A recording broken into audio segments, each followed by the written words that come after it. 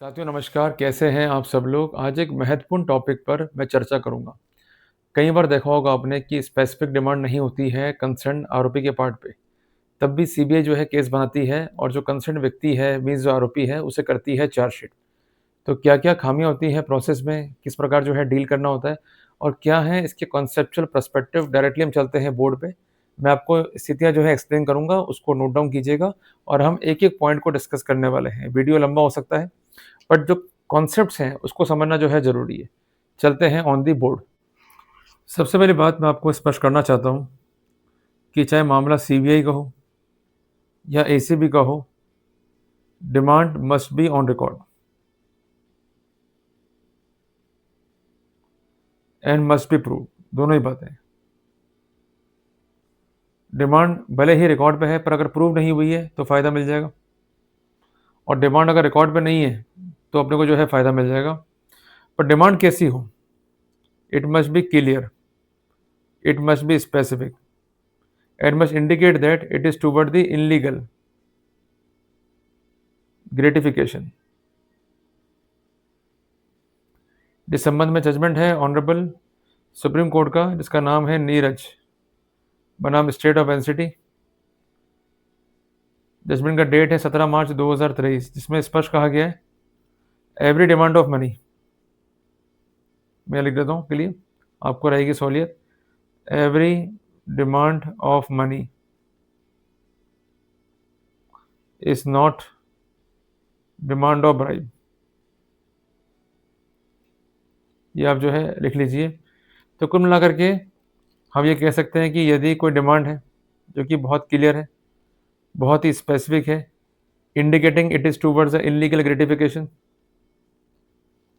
and it is made by the accused to do or to forbear to do any act।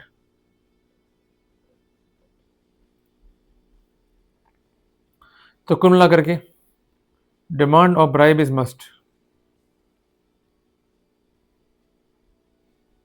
mere demand of money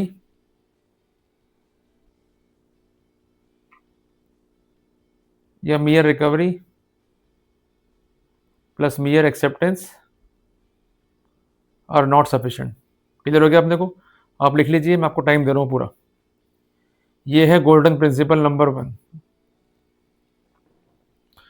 इसके अलावा demand को लेकर के काफ़ी judgements हैं जिसमें कुछ बातें कॉमन है। Demand must be specific, demand should not B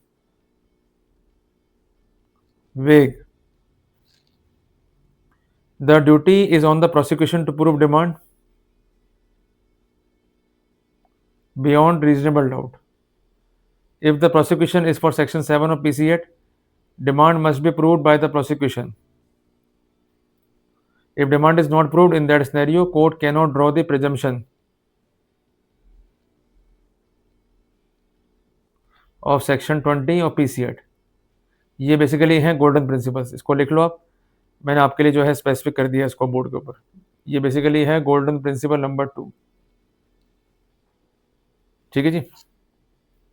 और जजमेंट्स जो हैं काफ़ी हैं बट कुछ जजमेंट्स को हम रिलाई करते हैं। जजमेंट नंबर 1 बी जयराज बनाम state of Andhra Pradesh. Judgment है 28 मार्च 2014 का।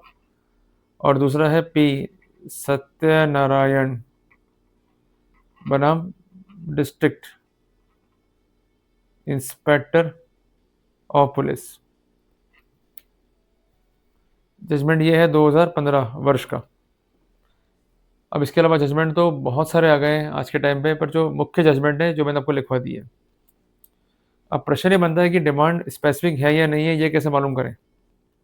क्योंकि बेसिकली हम लोग परेशान हैं, कोई हमारी हेल्प करता नहीं है। जहाँ भी जाते हैं लोग हमको धुतकारते हैं कि भाई कुछ नहीं होगा जी, केस को लड़ना पड़ेगा, बहुत मजबूत केस है, मारे जाओगे। तो basically everyone is causing fear. तो फियर को तो हमें एंड करना है और कॉन्फिडेंस को हमें करना है बूस्ट अप। तो हमें कॉन्सेप्ट्स पे जो है काम करना होगा और कोई बड़ा काम थोड़ी ना है भाई। थोड़ा सा मेहनत करेंगे, अपन वर्कआउट कर लेंगे। देखो, आप कुछ गलत मिथ जो है लेके बैठे हो कि कोर्ट में जो है जस्टिस है। कोर्ट में जस्टिस नहीं है, कोर्ट में केस का डिस्पोजल है। ये स्थिति वैसे ही जैसे आपने एक एग्ज़ाम दिया, अगर पेपर ढंग से लिख दिया तो पास हो गए, पेपर जो है ढंग से नहीं कर पाए सॉल्व तो फेल हो जाओगे। अब आप जज साहब से कहिएगा कि साहब मैंने कुछ नहीं किया है, मैं बेगुनाह हूँ, मुझे छोड़ दो, क्या छोड़ देंगे आपको? उत्तर है नहीं। इसी प्रकार सीबीआई जाएगी, साहब ये आदमी जो है दोषी है, इसको जो है कन्विक्शन कर दो, तो कोर्ट के कन्विक्शन कर देगा? उत्तर है नहीं।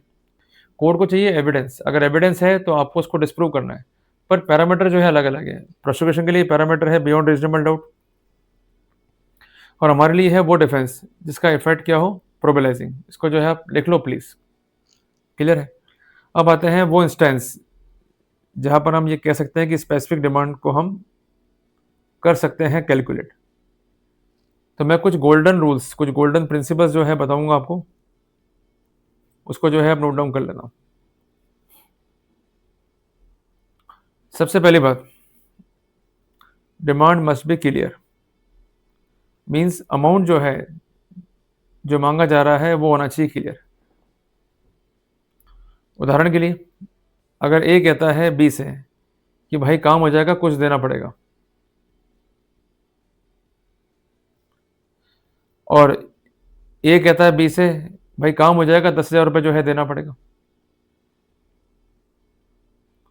दोनों ही एग्जाम्पल में केवल एक ही जो है डिफरेंस है, वो है अमाउंट का। अगर अमाउंट क्लियर है तो डिमांड स्पेसिफिक है, अमाउंट क्लियर नहीं है तो डिमांड स्पेसिफिक नहीं है। कई बार ऐसा होता है सीबीआई केसेस में, यदि आप देखेंगे ट्रांसक्रिप्शन 50, 10, 20, ये जो है फिगर लिखे आते हैं, जिसको ये करते हैं इंटरप्रेटेड, ये गलत है। Demand must B clear and specific. किसी भी रूप में इंटरप्रिटेशन से कोई नया शब्द या कोई नई स्थिति को जोड़ा नहीं जा सकता है। क्लियर है? दूसरी बात, there must be official duty और public duty assigned to the said chair. For example, mister A के पास कोई काम बताया मिस्टर बी ने पेंडिंग, पर वो काम ना तो पेंडिंग है और ना ही काम के लिए वो कॉम्पिटेंट है, तो यहां पर मिस्टर ए का पक्ष जो है मजबूत है। क्लियर हो गया आपने को? तो कुल मिलाकर के वर्क मस्ट बी पेंडिंग। अगर वर्क पेंडिंग नहीं है तो फायदा मिलेगा अक्यूज को, क्योंकि वर्क से मालूम पड़ता है कि मोटिव क्या है। यह है गोल्डन प्रिंसिपल नंबर 2, इसको जो है आप लिख लो। तीसरी बात, demand must be by accused. अगर डिमांड जो है डायरेक्ट है तभी होगी स्पेसिफिक डिमांड। अगर डिमांड जो है बाय थर्ड पार्टी है और कोई कनेक्शन नहीं है थर्ड पार्टी का, कंसर्न अक्यूज है, तो वहां पर केस जो है वीक पड़ जाएगा प्रोसिक्यूशन का। तो ये देखिएगा आप अपने केस में कि डिमांड किसने करी है। अगर डिमांड आपने नहीं करी है, you are having the plus point. कई बार डिमांड जो है वो गेस्चर्स होती है, मीन्स इशारे कर दिए या कॉपी में जो है लिख दिया। तो कोई भी स्पेसिफिकेशन अगर फाइल पे नहीं है जिसके बेसिस पे कोई निष्कर्ष निकाला जा सके, तो हम निश्चित तौर पे कह सकते हैं कि डिमांड जो है अनस्पेसिफिक है। जब डिमांड अनस्पेसिफिक है तो अक्यूज को फायदा मिलेगा और जो केस है प्रोसिक्यूशन का वो डैमेज होगा। क्लियर है? चौथी बात यह है कि डिले कितना है रिपोर्ट करने में। कई बार ऐसा होता है कि जो अक्यूज है वो डिमांड कर रहा है, एग्जाम्पल के लिए जनवरी 26 में, और रिपोर्ट कर रहा है कंसेंट परिवादी अप्रैल 26 में। यहाँ डिले कितना हो गया? 90 दिन का। एग्जाम्पल ले रहे हैं अपन केवल। अगर डिले अनएक्सप्लेन्ड है तो we will have the benefit. और एडिशनल बेनिफिट क्या है हमारे पास में कि एक सेक्शन 8 है पीसी एक्ट का, उसका प्रोविजो भी है जो कहता है कि 7 दिन में रिपोर्ट करना है from cause of action. Cause of action क्या है? When first demand was made. अगर ये नहीं है, केस होगा कॉम्प्रोमाइज, वहाँ हमको जो है फायदा मिल जाएगा। इसलिए मैं बार बार कहता हूँ कि आप लोग जो जिरे करते हो ना, पता नहीं क्या जिरे करते हो, भगवान जाने। Make your case pin point and specific. किसी को मतलब नहीं आपके केस में, ना एडवोकेट को, ना जज को, ना पुलिस को। क्लियर है बात ये? आप एक काम करना, मेरी बात चाहे मानो चाहे मत मानो, जो आपका पड़ोसी होगा ना उसको बुलाना, सुनाना उसको स्टोरी पूरी के साथ, मेरे केस में ये हुआ, मेरे साथ जो है अन्याय हो गया। वो भाग जाएगा कसम से, बोर हो जाएगा वो। अगर आप कहोगे साहब मेरे केस में एक स्थिति ऐसी है जिससे मुझे फायदा मिल सकता है, मैं बात कर रहा हूँ सिर्फ 1 मिनट इंस्टेंस की, कि देख भाई मेरे केस में डिमांड ही नहीं है, ना तो रिपोर्ट में, ना वेरिफिकेशन में, ना ट्रांसक्रिप्शन में, ना ऑडियो में, तो definitely you will have the benefit. Clear हो गया ना अपने को? तो ये पॉइंट क्या जस्ते भी हैं और समझ में आते भी हैं। जितना केस करोगे पिन पॉइंट, उतना ही फायदा आपको मिलने वाला है। इसलिए वैल्यू क्या होती है एक्सपर्ट की? To make the case pin point. अगर केस पिन पॉइंट नहीं करोगे तो फायदा आपको नहीं मिलेगा। क्लियर है बात ये? अब आते हैं अगले नियम की तरफ कि डिमांड जो है कैसे किया गया, बाय वर्ड्स और बाय कंडक्ट। अगर वर्ड्स रिकॉर्ड पे नहीं है, सिर्फ कॉन्डक्ट है, तो वहाँ पर डिमांड जो है वीक है। इसका हम जो है फ़ायदा ले सकते हैं और इस पे एम्पल जजमेंट भी है वेरियस हाई कोर्ट के। तो कुल मिलाकर के अगर डिमांड जो है हिंट्स है या कोई गेस्चर कर दिया कंसर्न अक्यूज ने, या डिमांड जो है ऑब्जर्व नहीं करी शैडो विटनेस ने, या डिमांड पर जो वर्जन्स हैं वो हैं इनकॉन्सिस्टेंट गवाहों के, या कई बार ऐसा भी होता है कि ये व्यक्ति जो है करप्ट है और इसकी जनरल रेपुटेशन जो है ख़राब है, इस तरह के एविडेंस ले ही एसीबी या सीबीआई, तो वहाँ पर हम जो है फ़ायदा ले सकते हैं। क्लियर हो गया अपने को? तो कुल मिला करके हम ये कह सकते हैं कि डिमांड मस्ट बी स्पेसिफिक। अगर डिमांड स्पेसिफिक नहीं है तो वहाँ पर केस जो है वीक हो जाएगा। तो करना क्या है आपको, सबसे पहले ऑब्जर्व कीजिए अपनी केस फाइल को। मैं कुछ आपको नियम लिख के दे रहा हूँ और सबसे पहले रिपोर्ट को पढ़िए, वेरिफिकेशन को पढ़िए, ट्रांसक्रिप्शन को पढ़िए और ऑडियो को जो है सुनिए। अगर इन चारों डॉक्यूमेंट्स में डिमांड में आ रहा है वेरिएशन या डिमांड में आ रही है इनकॉन्सिस्टेंसी और ये मैच नहीं कर रही है with the story of prosecution, तो वहाँ पर हम जो है बेनिफिट ले सकते हैं। क्लियर हो गया? तो कुल मिला करके निष्कर्ष क्या है नटशेल में, डिमांड मस्ट बी स्पेसिफिक। अगर इनिशियल डिमांड जो है स्पेसिफिक नहीं है, डिमांड जो है कॉन्कॉक्टेड है, तो वहाँ पर हम जो है बेनिफिट ले पाएंगे। क्लियर हो गया अपने को?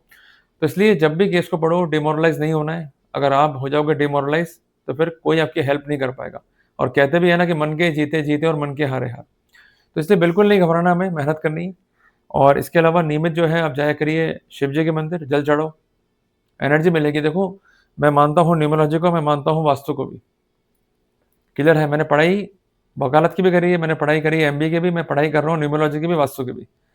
जितना आप नेगेटिव इम्पैक्ट अपनी फाइल को दोगे उतना ही केस को आप हार जाओगे, और जितना आप रहोगे पॉजिटिव अपने केस में उतना ही फायदा आपको मिलेगा। इसलिए नेगेटिव एनर्जी अपने को गैदर नहीं करनी है। जहाँ फाइल को रखते हैं वो स्थान बिल्कुल साफ होना चाहिए।